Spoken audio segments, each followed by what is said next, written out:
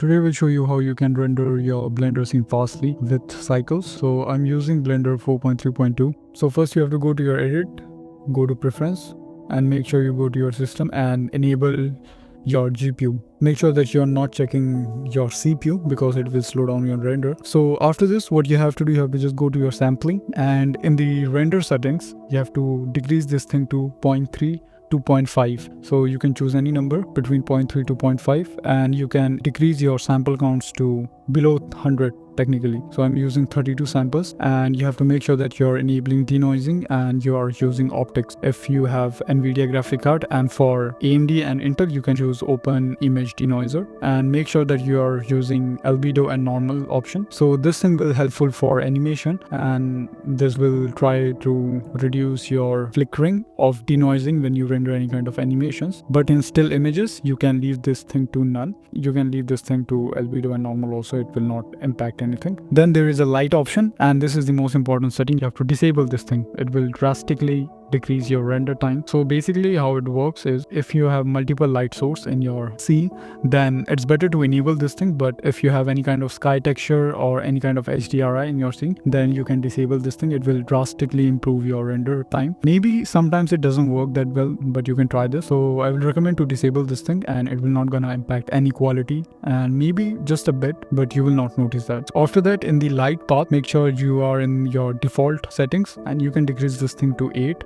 And in the volume section you can make this thing 2. Depends on your scene. If you have so many volumetric clouds and everything, then you can bump this thing to 4 to 6. Then there is a volume settings. You can decrease this max steps, and basically it will reduce your volume stuff, that any kind of volumetric clouds, VDB or anything like that, fog, you can use 512. It will look almost similar to 1024. So you can just do some hit and trial with this one also. It will also drastically reduce your render time, so you can just do some hit and trial on that thing also. You can use motion blur in your scene because it will just give you that high quality one. You can also use vector passes, but that was not that great. It will just create very weird stuff. I will recommend you to use motion blur within Blender instead using any kind of passes. There is a third option. You can leave this thing.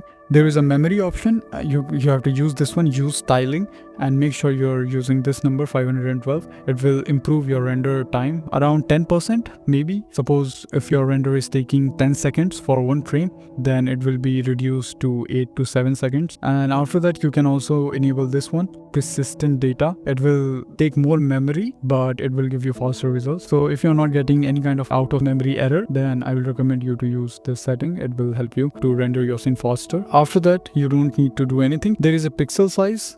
You can increase or decrease this, but you can leave this thing like that for now. And for resolution you can use 1920 by 1080p. So there is a tip. So I will just render this image. I will just go to render and render image. So I am rendering this shot in 1080p, and you can see it just took around 6 seconds to render this image, and you can see this is kind of very blurry. So instead of increasing your sample in this area, what you can do, you can just go and increase your resolution. So 200% means it will multiply 1080p into 2, and technically it means 4K resolution. And now if I go and render this image, it will take longer, not that much longer.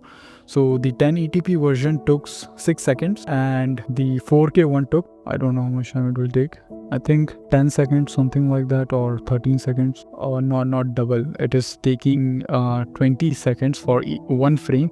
But if you go closer to this one, you will see that we are getting more detail, and it will look much better than increasing your sample counts. I will recommend you to use resolution instead of increasing your sample counts, so that you can get better sharpness and everything, much better detail. And there is other thing. If you are using images, you can use any kind of image upscaler. So you are rendering it to 720p or 1080p, and then you are upscaling it to 4K or 8K resolution, so it will save your time and rendering time also. So that's another tip. You can use AI, any upscaler, image upscaler. And if you are rendering any kind of videos, then you can use any free video upscaler. And there is a last tip that will decrease your render times around 50% in your animation, not your still images, but in your animation, and that is, do not render all your frames. So what you have to do, you have to just go to your output option, and in the step mode you can just make this thing 2. It will just render one frame and skip one frame. So it will render one frame, it will skip frame number 2, and then it will render frame number 3.